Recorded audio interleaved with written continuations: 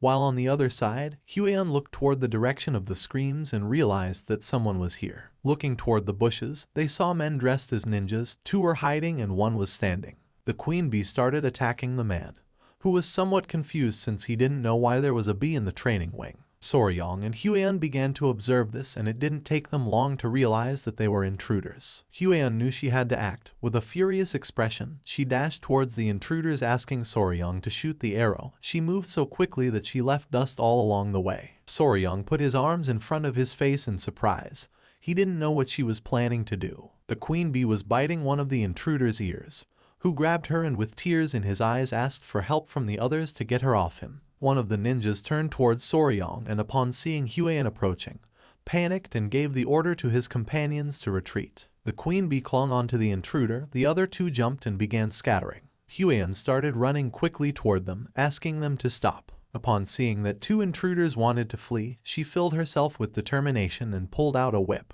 Using all her strength, she struck the ground, creating a small explosion. But luckily, the intruders jumped and dodged the attack. Her eyes widened in surprise upon seeing that they had evaded her lash. The man who was being attacked by the queen bee drew his sword and began advancing toward her. The queen bee clung to his head. It was adorable. Soryong couldn't help but panic. He started shouting, asking Lady Huan to be careful. While the queen was sucking the man's head, he unleashed a powerful attack, but to his surprise, Huan blocked the attack without much effort using the whip. She began staring at the man with a piercing gaze. Just before the man had time to react, she counterattacked, and when the man realized it, the whip was in front of his face. The attack created a small explosion on the man's body, and the queen bee flew away. After defeating her opponent, she moved gracefully and appeared behind him. The man lost consciousness and fell to the ground. Soryong was open-mouthed and somewhat worried about her. She turned to him and with a calm expression asked him not to worry as she was fine. The man's body began to emit an evil energy, causing him terrible pain. The queen bee sat on Soryong's shoulder, his gaze fixed on the body. He panicked, not knowing who this guy was or if he was dead. Huan put the whip inside her clothes, and the strange energy emerging from the man's body caught her attention. She began to observe in silence with a curious expression. Within seconds, the man lost his life, and she revealed that this guy had bitten poison to kill himself, surely because he had something he wanted to hide. Not far from them, someone sensed the presence of the intruders and started shouting to alert the guards. Huan turned around and decided to organize a pursuit team and begin the hunt. Our boy started sweating. He was somewhat surprised by her attitude. Huan asked him to follow her along with Gu Pi, the leader of the Venom Blood unit. It was nighttime, and the forest was illuminated by torches. Soryong, Pi, and several other members of the clan were chasing after the intruders through the forest. Pi, who was at the front, knew they couldn't have gone far. With a determined expression, he made it clear that they must capture them at all costs. The others did not seem tired, but Soryong was. He began to sweat and focused on using his two-cylinder engine. By doing this, he forcefully stomped the ground, breaking it into pieces. His body sank into the ground, and he started screaming like a madman. Because of this, small centipedes came out of his clothes. He turned around and with a confused expression asked if he was okay. Soryong created a large hole in the ground. P and the others stopped chasing the intruders and approached the hole to help Soryong.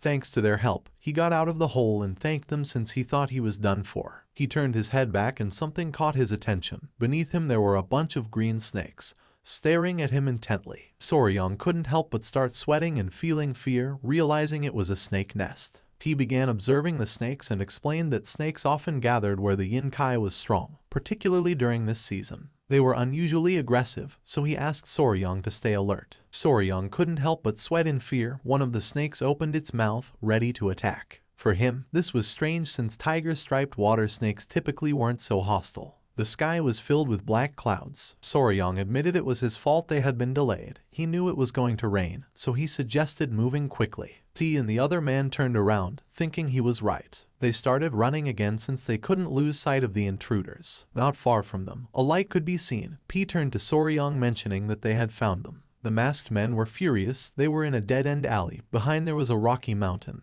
And while the sky was thundering, P and the others arrived, surrounding them. P and the others put their hands inside their clothes, announcing that this was where the escape ended. Soryong remained silent, while on the other side, one of the men's gaze fixed on the intruders, giving the order to the others, tighten the encirclement. The members of Unit Venom Blood drew their kunais, and upon seeing this, the masked men also unsheathed their weapons. Unit Venom Blood began advancing toward them, ready to attack. While the man wielding a sword was moving toward them, two men threw kunais, but one of the ninjas deflected them using his dagger. The man attacked with force and his sword and the ninja's daggers clashed against each other. They were furious to see how strong this guy was. One of the ninjas moved quickly and gave a strong kick to the man's face, making him drop his weapon.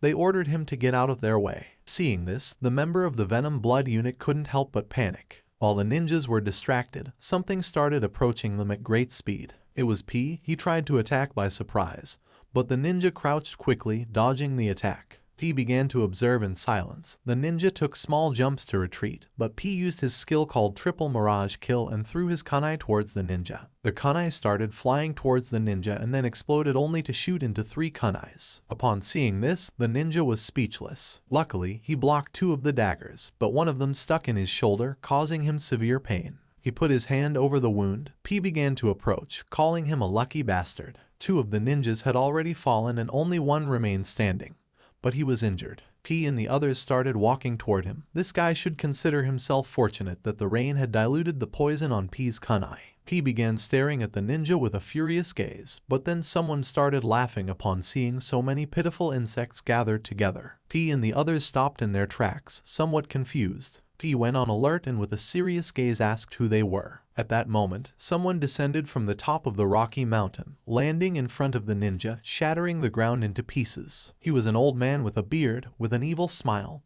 He began to observe Soryong and the others with a murderous gaze. Upon feeling his energy, P couldn't help but go on alert, revealing that he was a martial arts master, giving the order to his men to step back. The old man's body began to emit a malignant energy.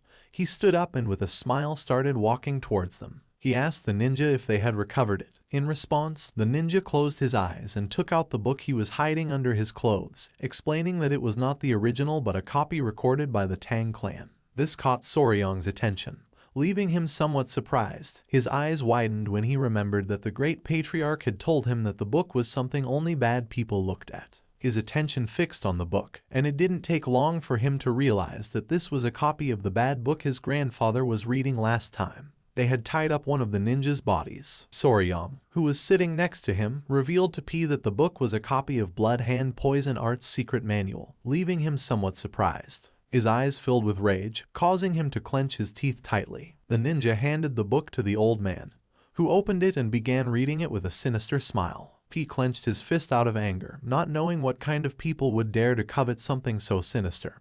He wanted the old man to reveal his identity. With a smile, the old man began flipping through page by page. It was just as he had suspected. Since it was a copy, the book contained the forms of the techniques but lacked the critical formulas. Even so, it was more than enough. After reading it, he closed the book. Although it was a bit premature, there was no better way to announce their return. He gave permission to the ninja called Bloody Glory to unleash the martial arts of cultivation, giving him the order not to leave anyone alive. Bloody Glory cracked his fingers and with a gaze full of determination, promised to fulfill the order. Next to him was the corpse of one of his companions. He extended his hand toward it and concentrated. A red energy began to emerge from his hand, and not long after, blood shot out from the corpse toward his hand. T's eyes widened in fear upon realizing what technique this guy was using. While on the other side, Soryong put his hands on his head. He couldn't believe he had just seen something so terrifying. The ninja's eyes began to glow, and with a smile, he started absorbing the blood from the corpse through his hand. In the blink of an eye, the kunai that was lodged in his shoulder fell to the ground, and his wound healed completely. The old man began to smile like a madman. He summoned a ball of energy in his hand, and with an evil gaze revealed that he was none other than an elder of the blood cult, the Blood Hawk Dagger Claw named Lord Guchenak. Soryong clenched his teeth and drew his kunai. Guchenak's attention fixed on him, realizing that he was in good shape. Drool began to emerge from his mouth. He licked his lips and his eyes started to shine as it had been a while since he had tasted the pure blood of the young. It started to rain even harder. Guchenak put the book inside his clothes and with a smile gave Hyoleong the order to capture them, as there was nothing better to recover than the pure blood of a young person. The ninja nodded his head, and then the two began to rush towards Soryong and the others. He drew his kunais and couldn't help but go on alert. With an expression full of determination, he commanded his men to unleash the 5-position annihilation formation since they could not allow them to reach Soryong. Guchenak jumped, and while his body was emitting a suffocating energy, he started laughing like a madman, asking P to try to stop him. Everyone's attention focused on him, putting them on alert. Using his power, Guchenak unleashed a powerful attack, creating a great explosion in the area that shattered the ground into pieces. He knew this was bad, so he asked Soryang to be careful. The rocks were flung out, but Soryang put his arms in front of his face to avoid being hit. Just then, the ninja appeared behind Soryang and grabbed him by the neck with a piercing gaze. He began to choke Soryang using a rear naked choke, and while his eyes were glowing, he asked him to stay still since the elder wanted to take his pure blood. Little by little, Soryang started running out of air, causing his face to turn blue. But with his remaining strength, he gave the order to his children to bite. The small centipedes emerged and attacked the ninja, biting him on the wrists and neck, forcing him to release Soryang. The small centipedes were biting with all their might. They were adorable. Seeing that they were centipedes, the ninja couldn't help but feel somewhat confused. While the ninja was trying to understand the situation, someone threw a kunai which lodged in his head, leaving Soryang somewhat confused. The small centipedes returned with Soryang and the ninja's body began to burn in flames. He put his hands in front of his face and closed his eyes without knowing what was happening.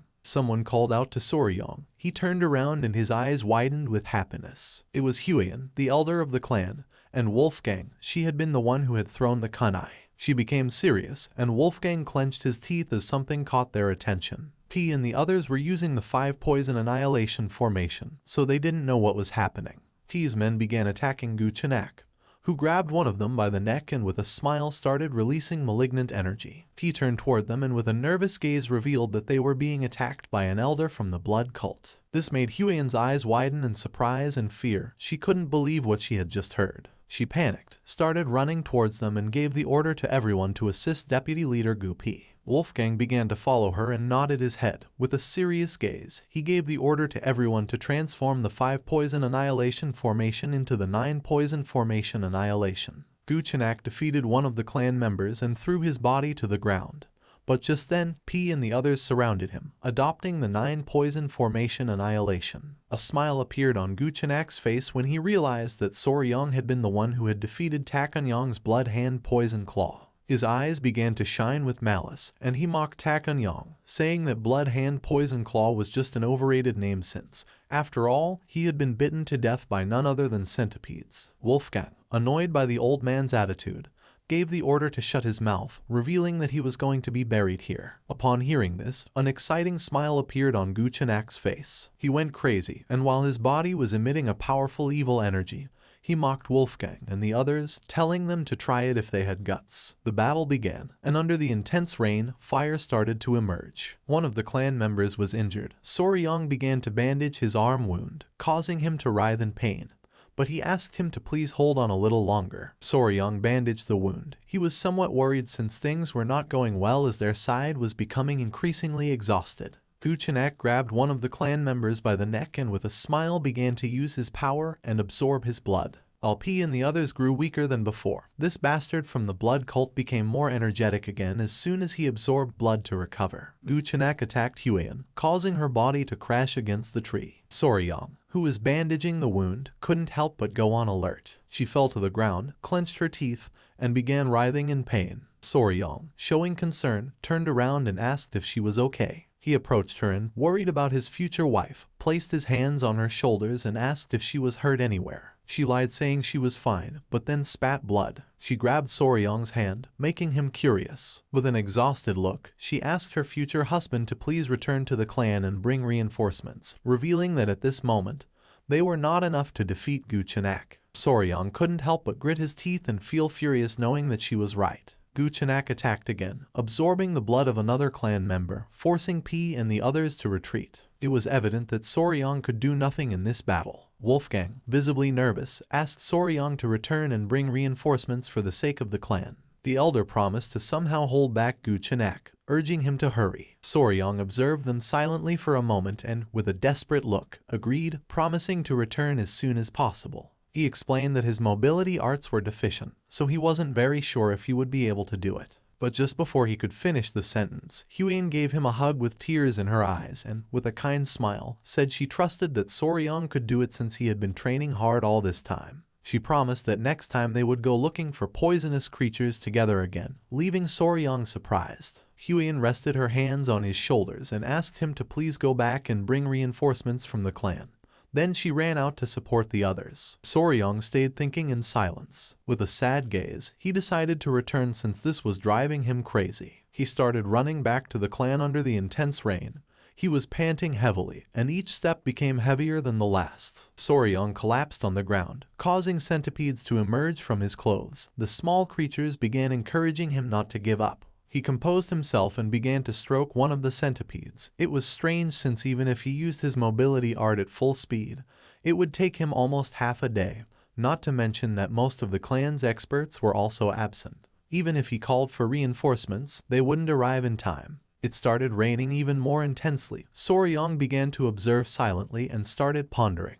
A question came to his mind. He didn't know why they had sent him to seek help, realizing that they wanted to save at least him. He couldn't help but clench his fist as he thought the reason was because he was the youngest, weak, and needed protection, questioning whether this was what chivalry truly meant for martial artists. He remembered the kind smile of the patriarch when he mentioned that now Soryong was also part of the family. The word family began to resonate in his head. He had never seriously thought about this, thinking that he still wasn't a member of the Tang clan family from Sichuan. The exciting memories he had lived with them and the image of Huiyan and the others smiling and extending their hand appeared in his mind.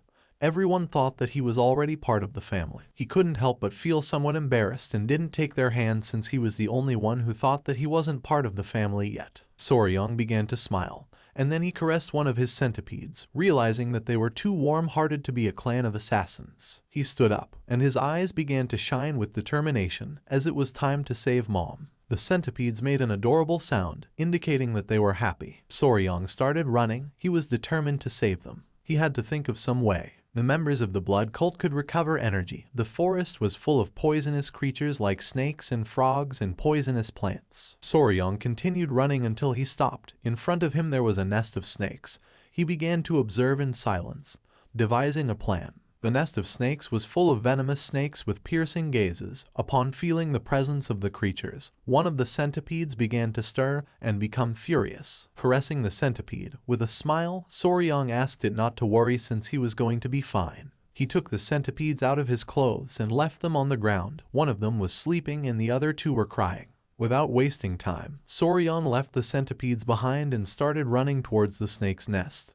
And without hesitating for a second, he jumped inside, making the snake's attention focus on him. A confident smile appeared on his face. He was Spicy Fabry and had to resolve this matter in his own way. The blood-stained snakes were commonly called flower snake. They looked very cute, but they were undoubtedly venomous vipers. Soryong descended into the snake's nest, and within seconds, dozens of venomous snakes began to coil around his body, biting his hands and legs. Unlike venomous snakes that had hook-shaped fangs at the front of their mouths, these snakes had small venomous fangs in the molar area, which made injecting venom difficult. However, in terms of toxicity, they were the most poisonous terrestrial snakes in East Asia. Soryong began to sweat and with a smile asked the snakes to bite him harder. A snake bit him on the hand. His attention was fixed on it, and he clenched his teeth due to the pain. It was evident that these snakes had a stronger venom than the black mamba, but the technique for controlling internal energy of the Tang clan would help him resist the poison, so he was going to be fine for now.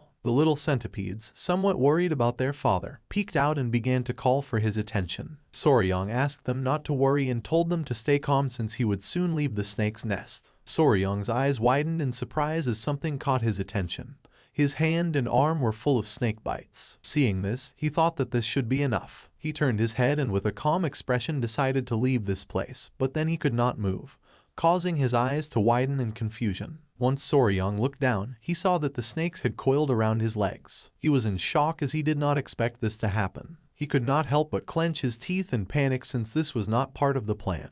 But to his surprise, the small centipedes descended into the nest of snakes, landing on his head and shoulders, leaving him somewhat surprised. It was adorable. One of the small centipedes became enraged and began to roar. Soryong started to observe it and his eyes filled with confusion. One of the snakes began to stare at the centipede and started to hiss. This made the small centipede even angrier, who little by little began to lose patience. The small creature got down from Soryong's head, bit the snake, and with a furious gaze, slammed its body forcefully against the ground, leaving Soryong in shock. The little centipede bit another snake and started to fight. Soryang's attention was fixed on it. He was somewhat confused without knowing what was happening. In an instant, the little centipede defeated the snake and its eyes began to shine with joy and it began to smile. Soryang could not help but thank it for scaring away the other snakes. Soryang crouched down and realized that they were worried about him. He began to caress the centipede's head and could not help but smile. The little centipede climbed onto Soryang's head and fell asleep. With a smile, he decided it was time to go to Mom.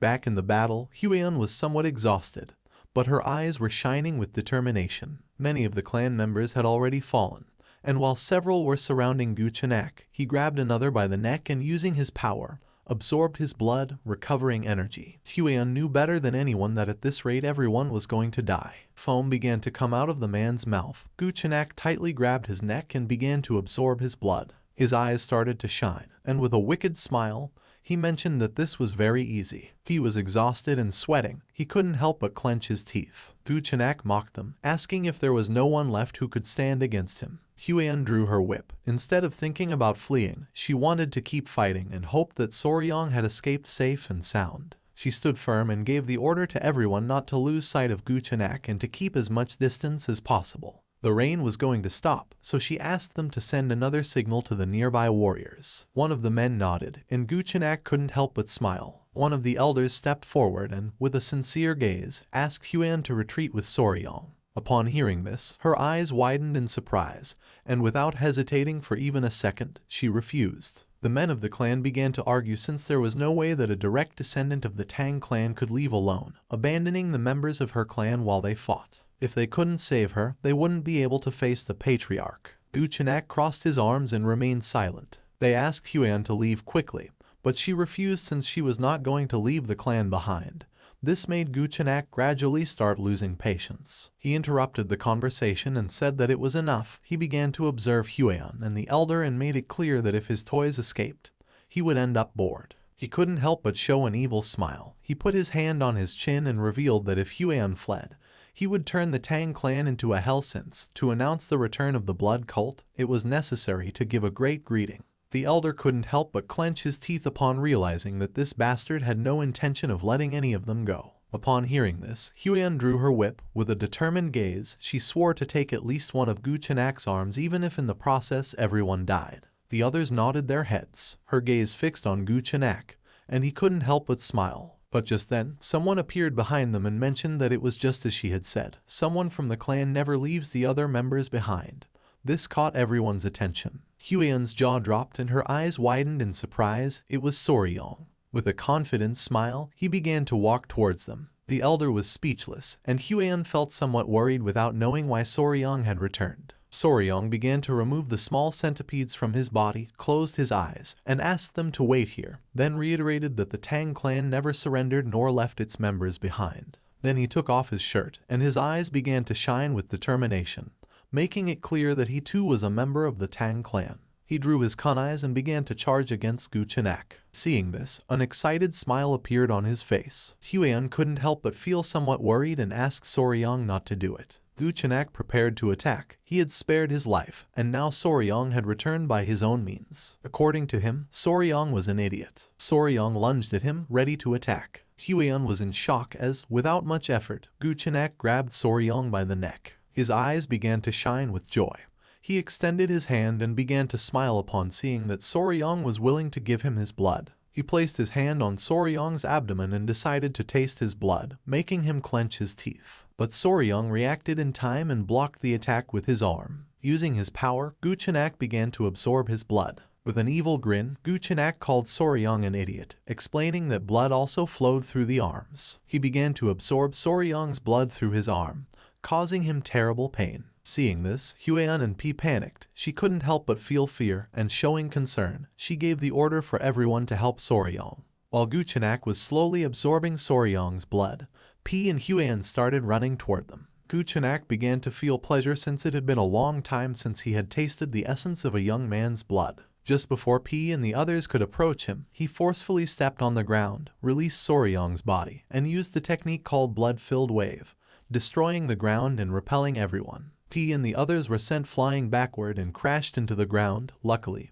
Huion reacted in time and caught Soryang. Gu Chenak, who had become more powerful, began to smile. They had been very annoying, throwing hidden weapons like flies, but thanks to Soryang, he was able to take care of them all at once. Soryang fainted. Huiyan approached and, with a desperate expression, tried to wake him up. As a form of gratitude, Gu Chenak decided to grant Soryang a painless death. She hugged Soryang, saying that was not going to happen. Just then, he coughed and slowly began to wake up, catching Huiyan's attention. Drool started coming out of Gu Chenak's mouth, and he demanded to know what Soryang had done. His hair began to fall like leaves, and little by little he began to grow old. With a gaze full of fear, he soon realized that this was the effect of an energy-dissipating poison. Little by little, he began to lose strength, and his body started to tremble. For him, this was impossible since the internal energy techniques of the cult should be resistant to the energy-dissipating poison. He put his hands on his face and went crazy because this made no sense. He wanted to know who the hell Soryang was. With a smile, he began to sit down and, pointing with his finger, revealed that he was his natural enemy. Huiyan couldn't help but feel relieved to see that Soryang was fine.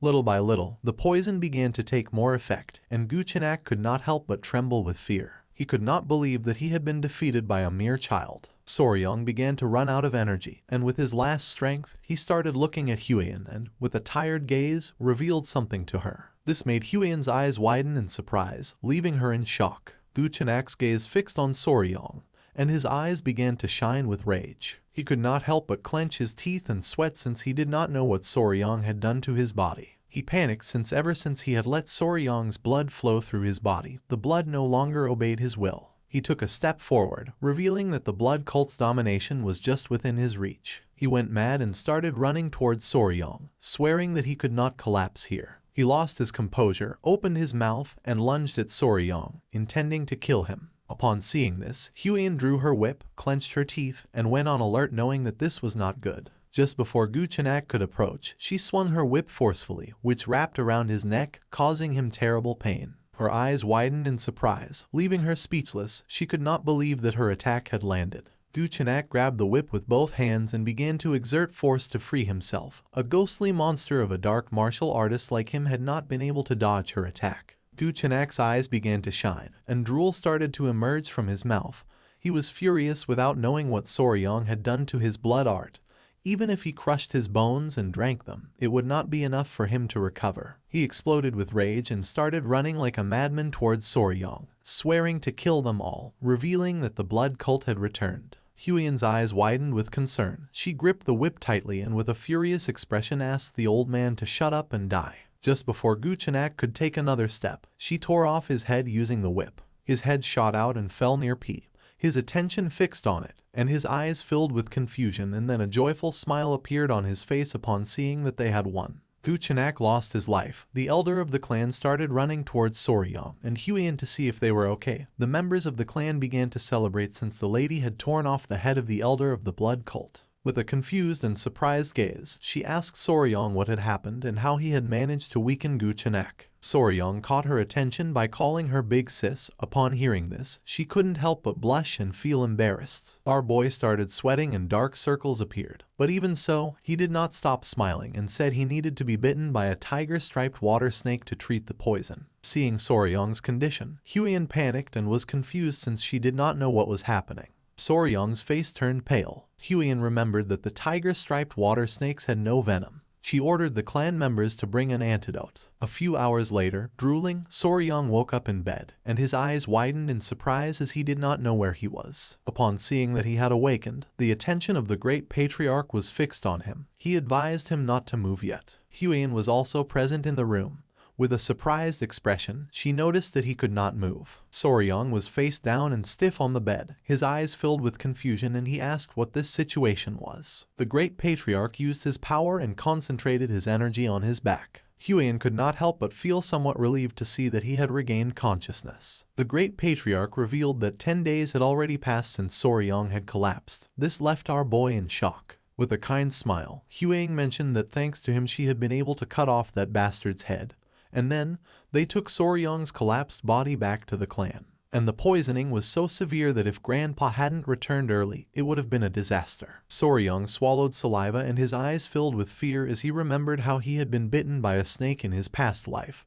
He almost died twice from snake bites. A while later, the great patriarch finished the treatment, and now that Soryang had regained consciousness, he was going to be fine. He sat up with Huiyan's help and with a grateful gaze thanked him from the bottom of his heart. The great patriarch began to stare at Soryang and decided that it was time to talk about an important matter. He grabbed Soryang by the shoulders and with a curious gaze asked if the tiger-striped water snake really had venom and how he defeated the elder of the blood cult. Huiyan panicked and asked her grandfather to calm down. Little by little, our boy began to feel dizzy and decided to explain. With his hand on his head, he showed 2 fingers and with a calm gaze explained that the tiger-striped water snake was venomous and it had 2 types of venoms. One was inside of its mouth and the other came from the venom glands in the back part of its neck. Huiyan and the great patriarch sat next to Soryang's bed and became curious since this was something they did not know. Calmly, Soryang mentioned that it was because these snakes were shy and usually fled when they saw humans,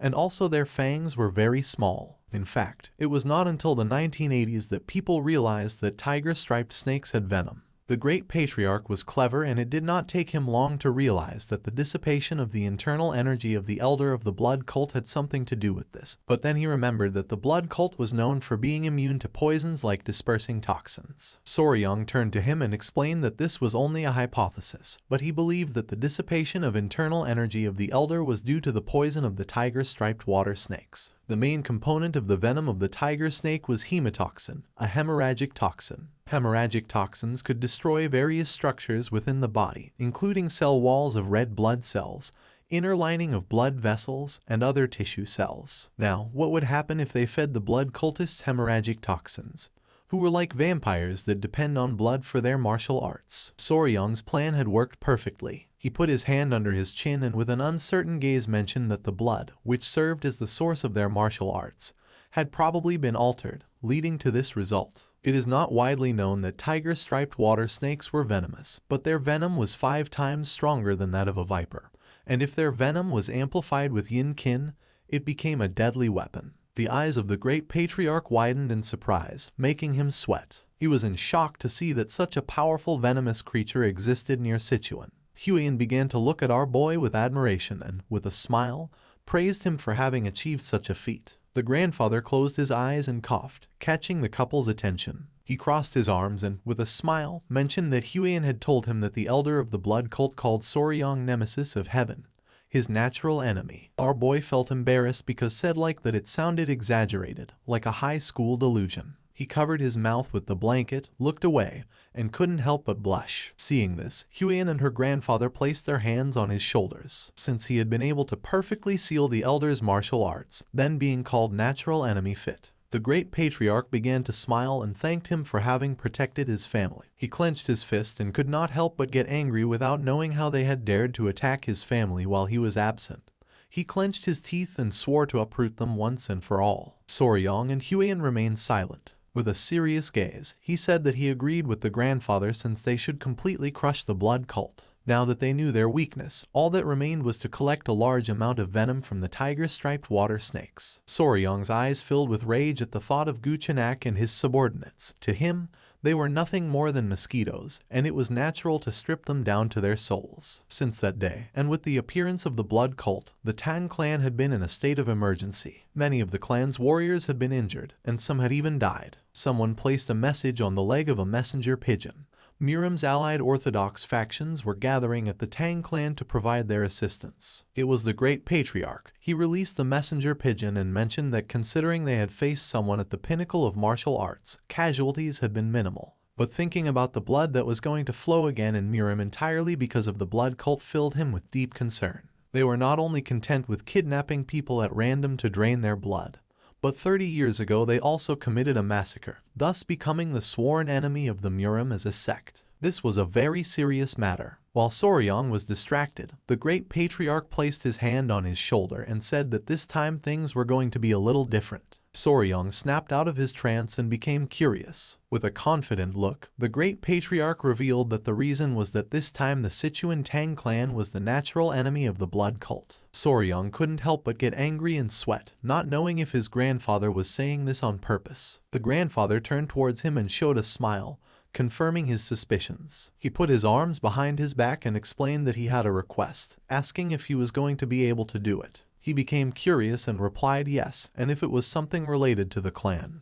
then he was going to give his best. The great patriarch's eyes filled with seriousness when he revealed that soon people from the Muram Alliance were going to arrive, and the military forces of the Alliance would be among those who arrived. He had planned to show them the poison that Soryong had discovered since they had finally uncovered the weakness of the blood cult. Soryong's eyes widened in surprise. He clasped his hands as a form of respect and with a smile said that if it was for the greater good, then they should do it. Upon hearing this, the great patriarch couldn't help but smile, knowing that Soryong would say that. Just before Soryong could leave, he mentioned that he had some news that was going to make him very happy. Upon hearing this, our boy's eyes filled with curiosity, and he turned around wanting to know what it was. With a kind smile, the great patriarch explained that the modifications to the Hall of 10,000 Poisons were complete and that from now on, Soryong was officially going to be in charge of managing the hall. Upon hearing this, he couldn't help but clench his fists and feel joyful. He began to imagine himself lying down and surrounded by poisonous creatures. This made his eyes widen with excitement. The great patriarch also mentioned that as he had suggested, they had also prepared a sunlit pavilion, since after all, to properly raise tiger-striped water snakes, a solid foundation was first needed. Soryong interlaced his hands and could not help but get even more excited.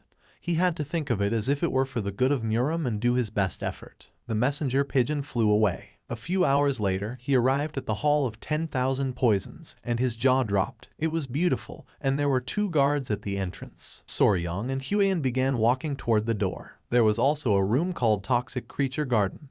Huiyan's attention was fixed on it. She put her hand on her chest and entered into confusion. Soryong crossed his arms and with a smile explained that it meant a backyard where all the poisonous creatures of the Central Plains gather. She became nervous and asked if he intended to gather all the poisonous creatures. With a confident look, he replied that yes, since as he had promised her someday he was going to gather the 10 great venomous creatures of the Central Plains. This made Huiyan blush like a tomato. She put her hand over her mouth and looked away. Without wasting time, she ran off with the excuse that she wanted to see why people were gathered. Soryong couldn't help but feel somewhat confused. Just then, a member of the clan was pleased to see that they had arrived. It was Gu Pi. He put his hands on his waist, and with a smile revealed that he was now commander of the Poison Division. Soryong's eyes filled with confusion, while on the other side, Huiyan remained still. With a kind smile, Gu Pi explained that it was a newly established unit under the Patriarch's orders. Behind him were several clan members. Gu Pi turned to them and revealed that from now on, these people were going to serve Soryong as his hands and feet. Whether it was to find poisonous creatures or raise them, he could count on them. Upon seeing this, drool began to fall from Soryong's mouth, while on the other side, Huiyan could not help but feel envy. The eyes of our boy began to shine with joy upon thinking that this was like having staff from a pet store, realizing that they were truly giving him all their support. This was a moment in which Soryong's dream took one more step toward reality. The messenger pigeon reached its destination. A woman with black hair received the message, and after reading it carefully, she noticed that the blood cult had returned. She began to gaze at the sky, knowing that in the once peaceful Central Plains, a bloody storm was about to break out once again. The next day, early in the morning, Jiu Chu and his men set off towards the Tang clan. One of the elders turned around and with a smile mentioned that they would soon arrive and assumed that they would finally have to stay at the Tang clan mansion that night. A smile spread across Jiu Chu's face. He couldn't help but feel happy as it was a relief to escape sleeping outdoors. He began to imagine the leader of the Muram Alliance, the Emperor of the Fist, Ju Yong-hak, with his fist clenched and his eyes shining with rage. With a nervous expression, Jiu Chu realized that he had to bring at least one good piece of news. He was eager to find even a small trace of the blood cult. After several minutes, they arrived at the entrance of the Tang clan, which was being guarded by 2 armed guards. The elder could not help but feel joyful upon seeing that the Tang clan mansion was in sight. The attention of one of the guards fixed on them, and his eyes widened in surprise. He assumed that they must be the guests from the Muram Alliance. Jiu Chu stepped forward, closed his fan, and with a calm gaze introduced himself as the military advisor of the Muram Alliance. One of the guards opened the door, and the other greeted them as a sign of respect and thanked them for their valuable visit, asking them to please wait a moment. The eyes of the guard expanded with nervousness. He looked to one side and explained that there were some things they had to be aware of before entering the Tang clan mansion. Upon hearing this, Jiu Chu's eyes widened in confusion, making him curious, while on the other hand, the elder asked if they had to surrender their weapons before entering. The guard began to touch his chin with his finger and with an embarrassed expression mentioned that this might sound embarrassing, but explained that no matter how small or insignificant a creature might seem, they should never take a life within the Tang clan. Jiuju began to imagine a golden statue of a Buddha and with a surprised expression wondered if the entire Tang clan had converted to Buddhism. The guard became nervous and explained that they would find out when they entered the Tang clan, but he asked them to keep this in mind. Upon hearing this, Jiuju and the leader became serious. Just then someone appeared and felt happy to see that the military advisor had arrived. Seeing this, Jiuju's eyes widened in surprise, making a smile appear on his face. They were Huaiyan and Soryang. Both bowed their heads before him and greeted him as a form of respect. Jiuju also bowed his head to them and greeted them back, mentioning that it had been some time since he had seen Huaiyan. She placed her hands over her abdomen and mentioned that it had been exactly 1 year since the last time they had seen each other. With a smile, Jiuju asked where the myriad poison's divine sovereign was. Huaiyan closed her eyes and replied that her grandfather had gone to search for traces of the blood cult, asking that he please forgive her for the inconvenience. Jiuju's attention fixed on her, and with a serene expression, he asked how it could be an inconvenience to be received by one of the 3 flowers of Murim. His eyes widened with curiosity, and his attention fixed on Soryang. He asked who this young warrior was. With a kind smile, our boy said that it was an honor for him to meet the military advisor. He greeted them again and introduced himself as Y Soryang. Upon hearing this, Jiuju and the elders' attention focused on him. They were confused to see that he was not from the Tang clan. Huaiyan placed her hand over her chest, looked away, and with a nervous expression revealed that Soryang was her fiancé.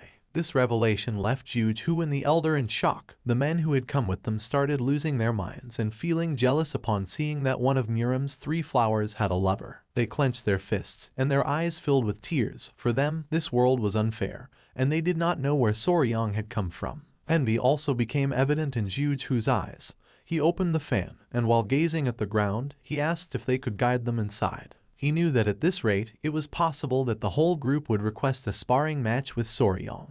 Just then, a strange sound spread through the air. The eyes of Zheng Hu and the elder filled with confusion and curiosity since they did not know where that strange sound was coming from. The men's jaws dropped. They began to look at the sky, and with a surprised expression, they caught everyone's attention, revealing that there was something in the sky. The sound came from the golden-haired king bees, which were flying around the area. Everyone's attention was fixed on them. They were in shock upon seeing that there were such poisonous creatures as these bees in the Tang clan. The men stood in front of Huaiyan and the others drew their swords and asked everyone else to be careful. They were ready to protect Huaiyan. Seeing this, Soryang couldn't help but panic and, with a serious gaze, asked them to put away their weapons. His eyes widened in fear. He placed his hand on the man's shoulder and decided to explain the new regulations of the Tang clan.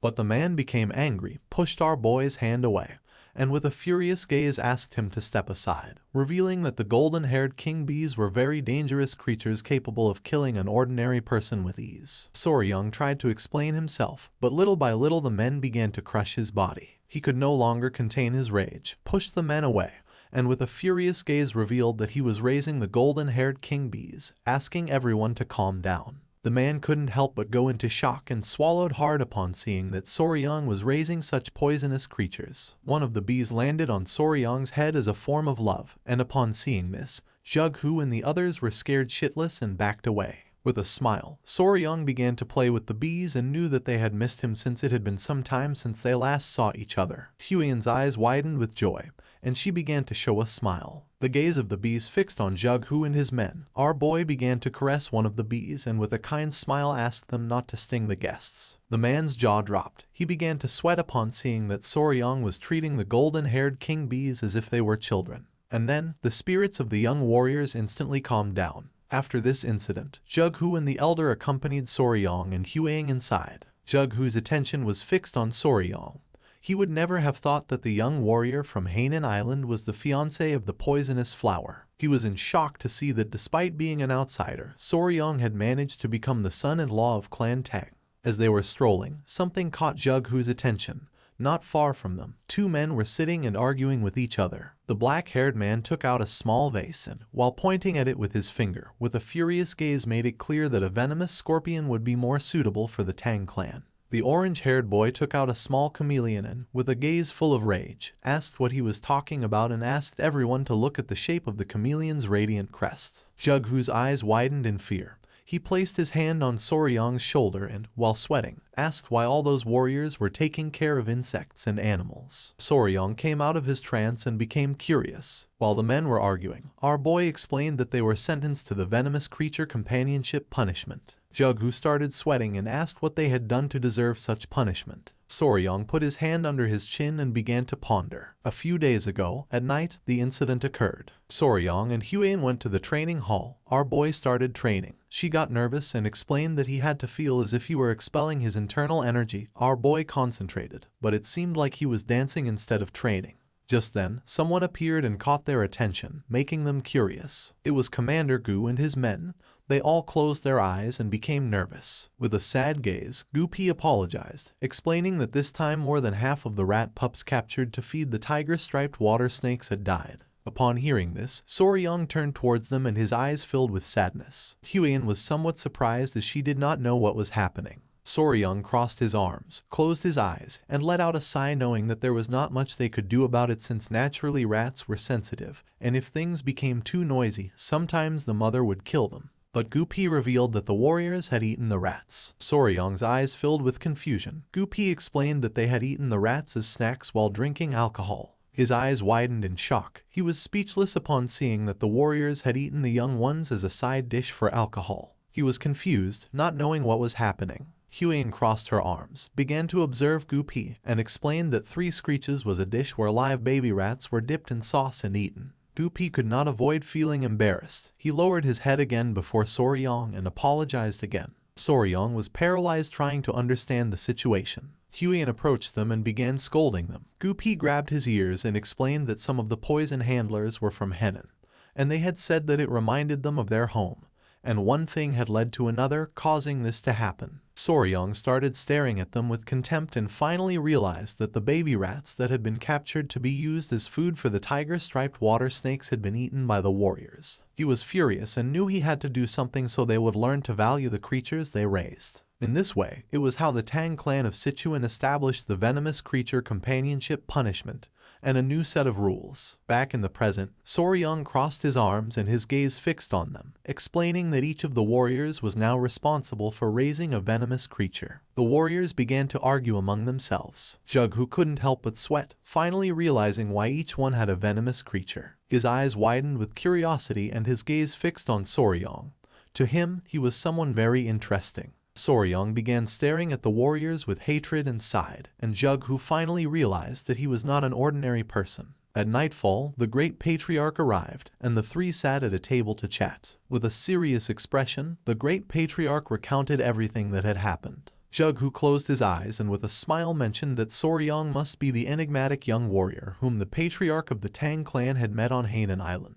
The great patriarch began to observe him and with a smile asked what he thought about the treasure of the Tang clan. Jughu praised our boy, saying that calling him enigmatic did not do him justice, admitting that the golden-haired king bees were astonishing. Soryang could not help but feel nervous upon seeing that he was being praised. Jughu's eyes began to shine with seriousness. For him, it was worrisome not to have found a single clue about the blood cult. With a smile, the great patriarch turned to Soryang and made it clear that they could not sit idly by and allow the influence of the blood cult to continue growing. Soryang's eyes widened with curiosity, and he turned toward him. The great patriarch asked our boy to bring that. This made Jughu's eyes widen in confusion and curiosity. The great patriarch began to show a finger and, using his power, created a barrier around them. Then, he closed his eyes and with a smile explained that they could not risk any sound leaking out, so for this reason, he had invoked a Kai barrier. Our boy put his hand inside his clothes, and Jughu began to observe the barrier, and his jaw dropped. With a confident smile, Soryang took out a small jar and placed it on the table. Jughu grabbed the jar, began to observe it, and his mind filled with questions. He asked what kind of object required even a Kai barrier to maintain secrecy. With a confident gaze, the great patriarch replied that it was a poison that dissipated internal energy. Jughu argued that the internal energy dissipating poison was quite common and hardly seemed like something that required a Kai barrier. Soryang and the great patriarch looked at each other and nodded with a smile. He revealed that this particular poison, which could dissipate internal energy, only affected members of the blood cult. Jughu's attention fixed on the poison,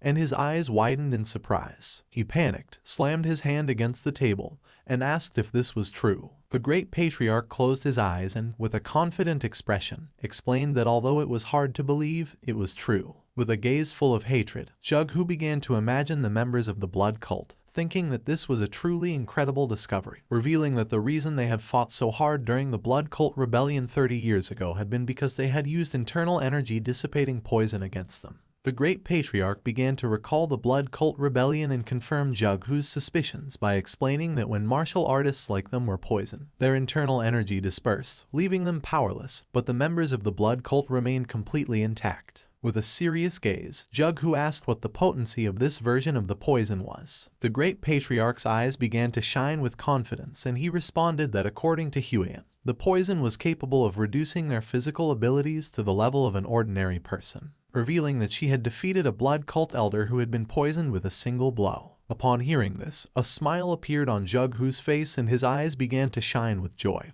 realizing that this had the same effect as the internal energy dissipating poison from the past. He greeted the great patriarch as a form of respect and thanked him, since with a gift like this, even the leader of the alliance could breathe more easily. He turned to Soryang and mentioned that if Jughu wished to express gratitude, he should direct it to Soryang since he was the one who had made this discovery. He explained that Soryang had poisoned himself with the poison to lure the elder of the blood cult into absorbing his blood, and because of this, he had been on the brink of life and death for about 10 days. Jughu's eyes widened with admiration, thinking that he had great wisdom and bravery, sacrificing his own body. Our boy began to touch his neck and couldn't help but turn red. Jughu placed his hand on Soryang's shoulder, causing a confused smile to appear on his face. With a grateful gaze, Jughu said that if Soryang had any wish, he could ask him for it. Whatever it was, he would personally tell the leader of the alliance. Jughu started to smile. Waiting for an answer, our boy lowered his head and began to ponder.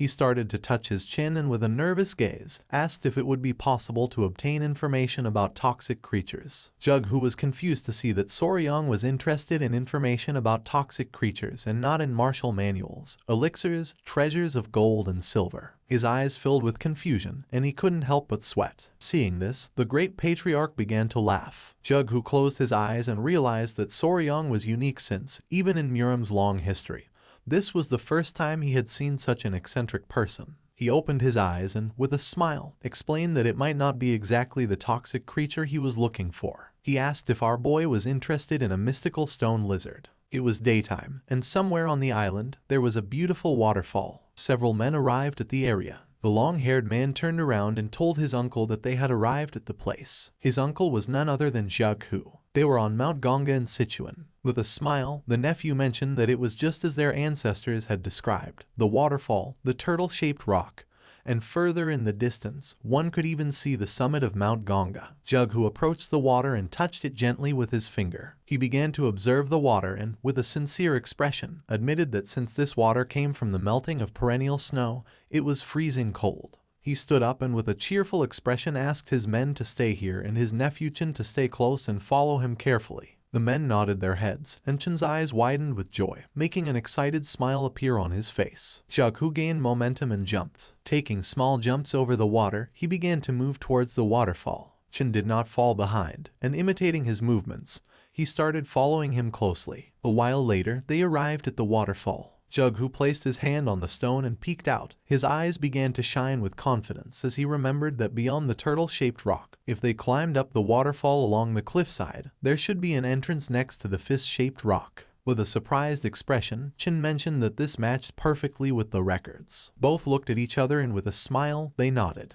They found an entrance, and Jughu decided to go first, asking Chen to follow him. Chen put his hands on his waist and couldn't help but get excited. They entered the cave, which had walls full of herbs. With a serious gaze, Jughu began to walk carefully, while on the other hand, Chen's jaw dropped as he had never seen a place like this. Using his hand, Jughu pushed aside the lianas and his eyes widened in surprise, leaving him speechless. They reached the heart of the cave, where there was a hole in the ceiling through which sunlight was illuminating everything. Jughu put his arms behind his back and mentioned that they had arrived. Chen's attention was fixed on the precious rocks.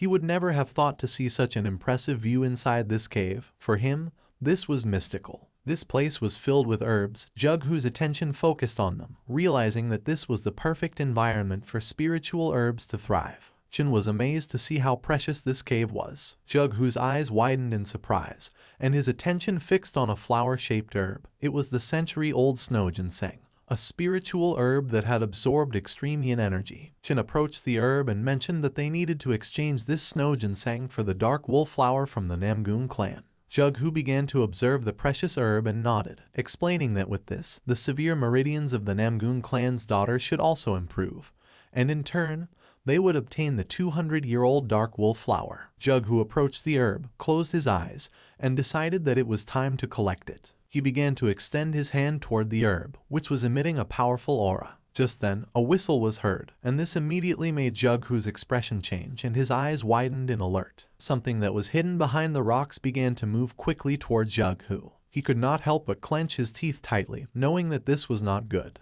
The creature attacked with speed, but luckily, Jughu stood up and using the fan blocked the attack at the last second. Then the creatures started bouncing against the rocks. Chen panicked and asked if his uncle was okay. The creatures started bouncing against the rocks with speed. Jughu's eyes filled with fear. He panicked and asked his nephew to be careful since it was moving extremely fast. The creatures tried to attack Jughu from behind, but he reacted in time, turned around, and blocked the attack again. The tip of his fan froze. His gaze fixed on the fan. He could not help but feel somewhat confused upon seeing frozen Kai. Chen, somewhat worried, approached and asked what was happening and what creature was attacking. Jughu remained silent, and then with a serene gaze revealed that they were being attacked by a lizard. Upon hearing this, Chen's eyes widened in surprise and confusion.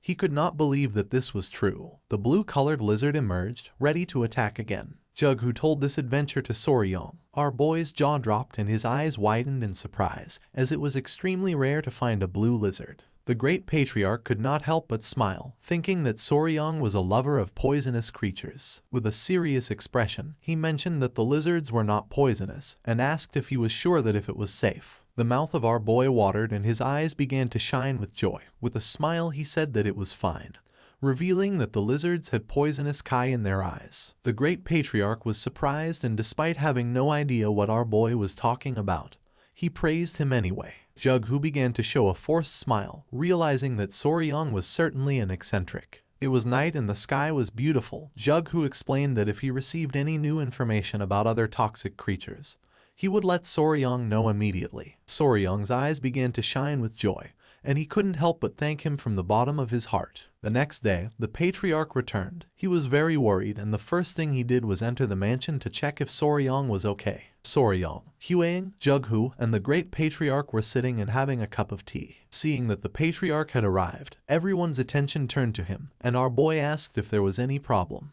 Tialson grabbed Soryong by the mouth and head and with a worried expression began to turn his head to see if he had any injuries and asked if he was okay. Huan stood up, and upon seeing this, she couldn't help but feel somewhat confused. Soryong was just as confused as she was and explained to the patriarch that he was fine. With a smile, he began to show all the snake bites he had on his arms and explained that although he had woken up after 10 days with scars on his arms, at least he was alive. The patriarch's eyes began to shine with rage, and smoke started to emerge from his nose.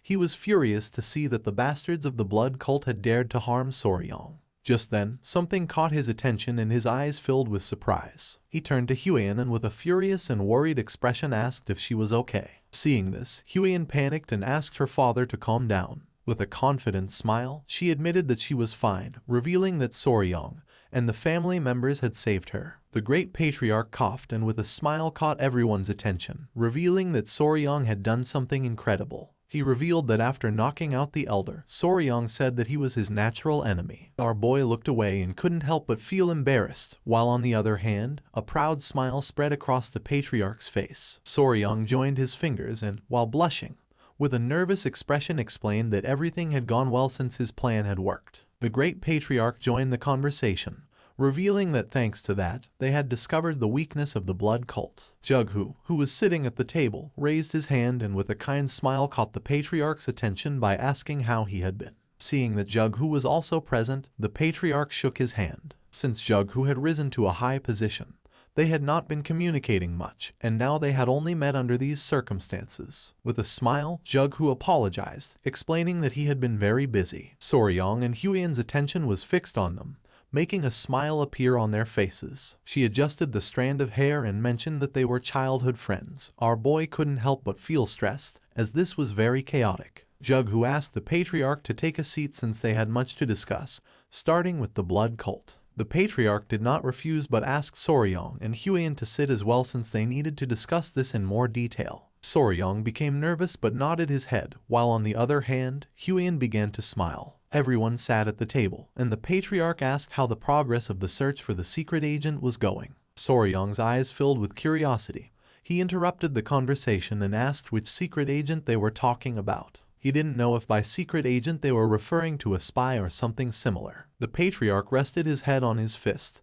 and his eyes expanded with joy. Then he closed his eyes and, in a serious tone, asked if Soryong hadn't mentioned that the bastards from the blood cult had interrupted to steal the secret manual of Blood Hand Poison Claw. With a surprised and sincere gaze, our boy explained that for them it was extremely valuable. The patriarch opened his eyes and asked how our boy believed they had discovered that the Blood Hand Poison Claw manual was with the Tang clan of Sichuan. Soryong's eyes widened in fear. He couldn't help but clench his teeth and start sweating. Placing his hands on the table, he stood up and with a furious expression made it clear that this was a big problem since there could be someone inside the clan leaking information to the blood cult. Huiyan and the patriarch's attention focused on our boy, leaving them somewhat surprised. The eyes of the patriarch and Jughu filled with confusion. He placed his hand on the patriarch's shoulder and with a smile asked him to educate his son-in-law a little, since as a newcomer to the family, he was unaware of certain things. But even so, he was hearing some rather amusing stories. The patriarch began to stroke his mustache and could not help but feel somewhat disappointed. Soryong could not help but sweat upon realizing that he was the odd one out. With a kind smile, Huiyan explained to her future fiancé that secret agents could never exist in the Tang clan. Soryong turned somewhat surprised and asked if this was true. With a calm gaze, the patriarch explained that even when selecting a simple servant, they conducted exhaustive background checks on all their direct relatives and even distant relatives. Then, if they considered them acceptable, they incorporated all their direct relatives into the clan. With a confident smile, he made it clear that all their children were raised within the Tang clan, so under such circumstances, no one would dare to betray them. Our boy couldn't help but go into shock upon seeing that they took such extreme measures. He began to sweat, and his eyes widened with curiosity, and then he asked who the secret agent was. Somewhere else, someone broke a teacup. A muscular man grabbed a woman tightly by the neck, making her clench her teeth. She tried to break free, but it was in vain. The man was Ju Yoonghak, and his eyes were full of rage. He began to strangle the woman, making her face turn pale. She was a servant of the Miram Alliance. Jughu showed a finger and, with a confident smile, made it clear that within the alliance, only 3 people had knowledge of this matter, and he was confident that by now, the leader of the alliance should have already captured her. It was daytime, and the sun was high in the sky. While the situation in the clan was stabilizing, an unexpected guest arrived at the gates of Tang Clan Manor. Upon seeing the guest, the guard couldn't help but tremble with fear. The guest mentioned that he had finally arrived, explaining that running all the way from Hebei to Chengdu without using mobility arts had been quite fun. He struck his fist against his chest and, with an excited smile, asked the guard to inform his patriarch that Peng Muwen, head of Clan Peng, had arrived.